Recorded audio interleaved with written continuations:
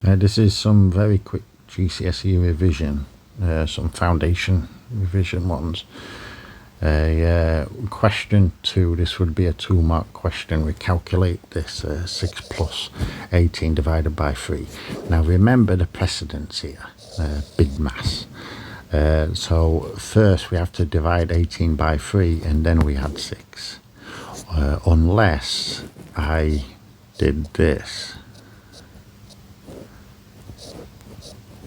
Divided by 3, and then I would have to do what's inside the parentheses first and then divide it by 3, which would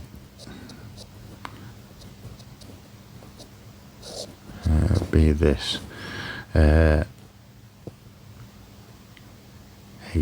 plus 18. Yeah, so I don't actually like writing this sort of stuff. When you get this kind of GCSE stuff, you'll never see this. It's always going to be a dash and division. But anyway, 8 divided by 3 is 6. So 6 plus 6 equals 12. The answer is 12. It's really straightforward. It's just basically asking you to follow this kind of thing. Bid mass, brackets, indices, division, multiplication, addition and subtraction. So these are what come first. The precedence, they call it.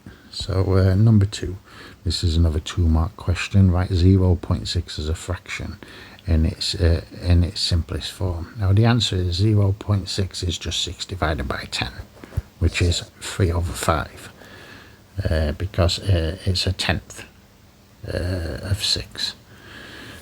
But now, yeah, it's the same as 110 multiplied by 6. So, yeah, we're saying it's 1/10 of 6, which equals 0.6.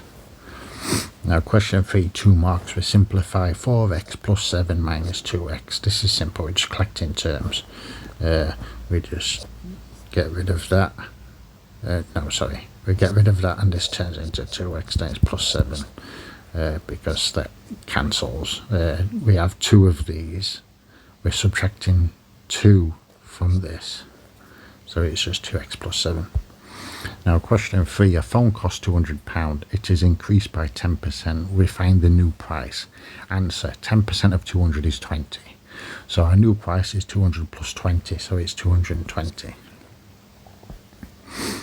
Now question 5, this will be a 3-mark question.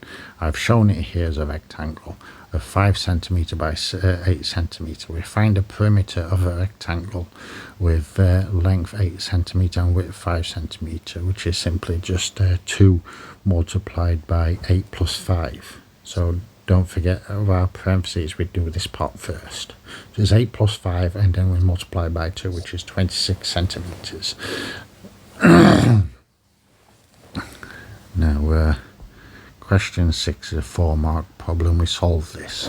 So we just multiply out the 5 here, and we'll get. Oh yeah.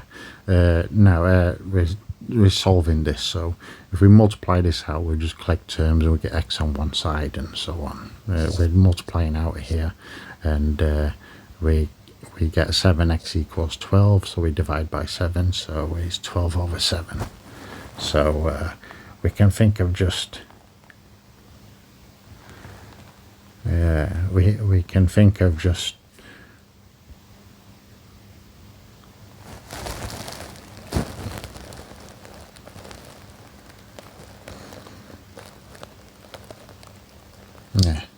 I forgot what I was going to say there. But yeah, anyway, that should be simple enough to follow. Now 4 marks, we factorise x squared plus 5x plus 6. And our answer once factored is this. Our factored term, we're always putting in these parentheses here.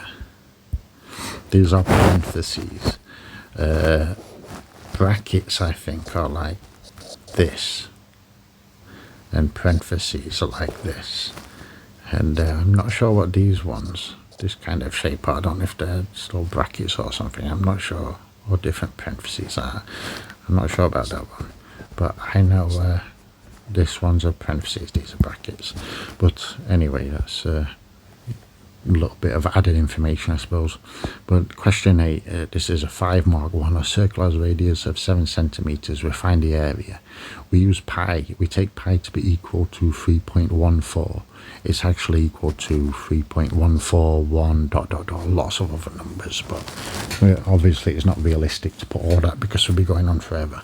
So we just truncate it. We cut it short to 3.14. So the radius as shown here is 7 centimeters. So to find the area is just pi r squared. So it's our radius squared. Pi multiplied by our radius. So it's 3.14 multiplied by 49, because that's 7 squared, which gives us this. And that's the area of this circle. Now question 9. This is 4 marks. A bag containing 3 red and 5 blue and 2 green balls. 1 ball is chosen at random. We find A, total number of balls, B, probability of it being a blue ball, and C, probability of not a green ball. Now the answer to A is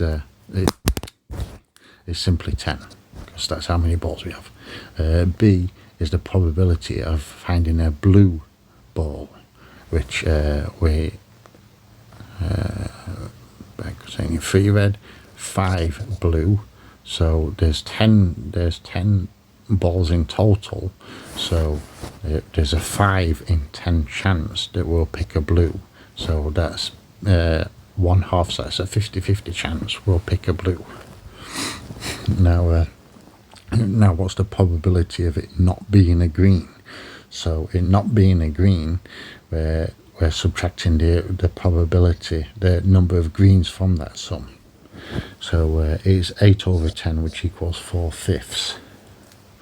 And so there is because there's only 2 green balls anyway, so there's 10 balls in total, and there's only 2 green balls in that. So if we're taking away 2, and then we have 10 again, so that's 8 over 10, which equals 4 over 5. So it's pretty simple and straightforward. And that's question 9.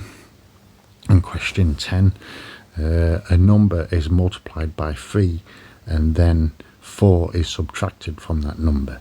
The result is 17. Write this as an equation, and B, solve this equation. So as an equation, 3x minus 4 equals 17. So the result is 17. So that you can think of the result is 17 as that being on its own on this side of the equation, because that's the result. It equals this. So a number is multiplied by 3. Notice a number. We don't know what that number is. So instead of that, we put a value, x3, a number, which is going to be multiplied by 3. So that's the number here. And then 4 is subtracted. So we're taking 4 from that number. And that's how we build the equation. So when we get this, we can add 4 to both sides. So it would cancel that. And then adding 4 to here will give us 21. So then we just divide by 3, which gives us x equals 7. And that's our number. So as long as you can follow this logic, you can solve any kind of these kind of equations. But anyway, thanks. Please do like and subscribe.